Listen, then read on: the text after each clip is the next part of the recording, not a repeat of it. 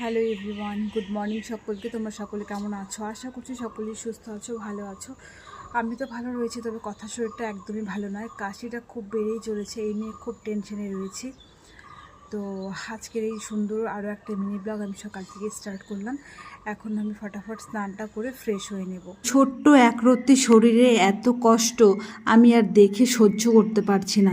তো ও ভীষণ ধৈর্যশীল একটা বাচ্চা, ও সহজে ভেঙে পড়ে না, কান্নাকাটিও খুব কম করে ছোটোর থেকে। এই মুহূর্তে ওর শরীর যে কতটা খারাপ, যারা ওকে কাছ থেকে দেখছে তারাই বুঝতে পারবে।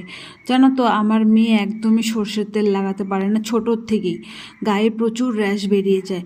কিন্তু তবু কী করবো, যখন ঠান্ডা লাগে তখন বড়দের কথা শুনে এই রসুন কালো জিরে তেল একসঙ্গে গরম করে হাতে পায়ে ডলে দিই। অন্য কোথাও দিই না জানো, যেখানেই লাগাবো সঙ্গে সঙ্গে র্যাশ বেরোয়, তাই শুধু হাতের তালা আর পায়ের তালাতে দিই। দিয়েও দেখি বেশ অনেকটাই উপকার পাওয়া যায়। তারপর কথাকে স্নান করিয়ে খাইয়ে রেডি করিয়ে বেরিয়ে পড়েছি একটি কাজের উদ্দেশ্যে। আজকে আমরা তিনজনই রওনা দিয়েছি সুন্দর এই প্রাকৃতিক দৃশ্য দেখতে দেখতে যাব বলে। এই সুন্দর গ্রামের পরিবেশ কার খারাপ লাগে বলো তো? এর অসুস্থতার মাঝেও এই প্রাকৃতিক দৃশ্য দেখে মনটা যেন কোথাও গিয়ে একটু ভালোই হয়ে গেছিল।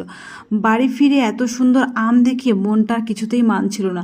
দেখে মনে হচ্ছিল মাটির আমে রং তুলি দিয়ে রং করে রেখেছে। কি দেখি ঠিক ওই রকমটাই মনে হচ্ছে না?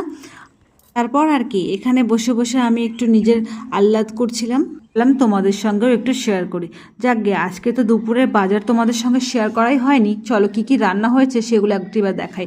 মাছ ভাজি, পটল ভাজি, ভেন্ডি ভাজি, আর এখানে হয়ে গেছে গরম গরম ভাত, তার সাথে রয়েছে রুই মাছের তেল। আর কিছুটা রুই মাছ দিয়ে এখানে আলু আর মিষ্টি লাউয়ের ডগা দিয়ে মা একটা পাতলা ঝোল করেছে।